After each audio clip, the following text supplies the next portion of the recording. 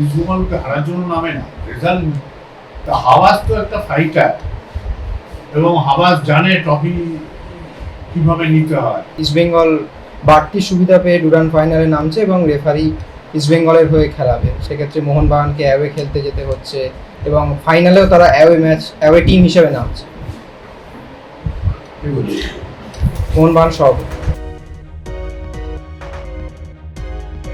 Extra time আমরা দেখব, প্লেয়ারদের তো সেটাই উচিত যে বদলার সুযোগ। আগের দিনের প্লেয়াররা একটা ম্যাচ খারাপ রেজাল্ট হলে পরের ম্যাচটা কবে খুঁজতে থাকবে। আশা করব সেই মেন্টালিটি নিয়ে মাঠে নামবে।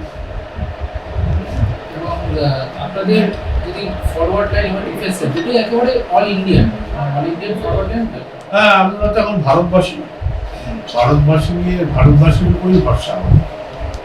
তো সেইটা নিয়ে কি বলবেন? কারণ হাওয়াজ আজকে সাংবাদিক বৈঠকে বলেছেন, তিনি কোনো রকম অজুহাত নারাজ। তিনি বলেছেন যে এই দল নিয়ে তারা এএফসিতে ভালো খেলেছে, এবার ডুরান্ড ফাইনালও তারা জিততে পারে। তো আপনি জিততে তারা মরে ডুরান্ড ফাইনালও জিততে 100% ইস্টবেঙ্গলকে হারার জন্য নামে না, রেজাল্ট অনেক কিছু হতে পারে, কিন্তু যখন নামবে তখন জিতবার জন্যই নামবে। তা হাওয়াজ তো একটা ফাইটার এবং হাওয়াজ জানে ট্রফি কিভাবে নিতে হয়। হাওয়াজের ইন্ডিয়াতে সবচেয়ে বেশি সাকসেস আছে। তিনি যেটা বলেছেন ঠিক বলেছেন। একটা যেটা বিষয় যেটা পড়শি ক্লাব থেকে বলা হচ্ছে যে ইস্টবেঙ্গল বাড়তি সুবিধা পেয়ে ডুরান্ড ফাইনালে নামছে এবং রেফারি ইস্টবেঙ্গলের হয়ে খেলাবে, সেক্ষেত্রে মোহনবাগানকে অ্যাওয়ে খেলতে যেতে হচ্ছে এবং ফাইনালেও তারা অ্যাওয়ে টিম হিসেবে নামছে। মোহনবাগান সব ভালো, ওর উত্তর ওকেই দিতে। উনি বলেছেন। হ্যাঁ, আমি ওকে বললাম এর উত্তরটা ওই দিন অতীতকে মাথায় রেখে।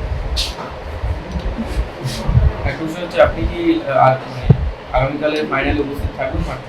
চেষ্টা করছি, টিকিট সংগ্রহ করতে পারিনি। যথাসম্ভব টিকিট স্পন্সর আর প্লেয়ারদের দিয়ে এখনো অবধি আমরা তো একটা টিম করি। আমরা গেলে 25-30 জন লোক না নিয়ে গেলে মাঠে যা দৈনন্দিন ক্লাবের কাজের সাথে যুক্ত থাকে তাদের বাদ দিয়ে মাঠে যাওয়ার ইচ্ছা আমার নেই। চেষ্টা করবো সবার টিকিট সংগ্রহ করতে পারলে যাবো। একটা প্রশ্ন না করলেই নয়, মানে যেটা গতকাল আপনি করেছেন এফিওম, ওনার আশাটার নিয়ে কোনো কি আপডেট আছে? না,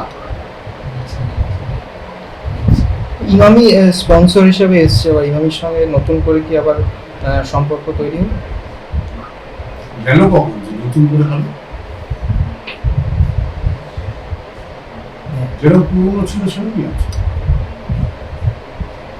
কাগজের লেখার কিছু পরিবর্তন হতে হবে, সম্পর্কের কোনো ঠিক নেই, আজীবন থাকবে আমাদের সাথে। বিষ্ণু না থাকাটা কি একটু ফ্যাক্টর হয়ে যাবে? মাঠেই হয়ে যাবে। Extra time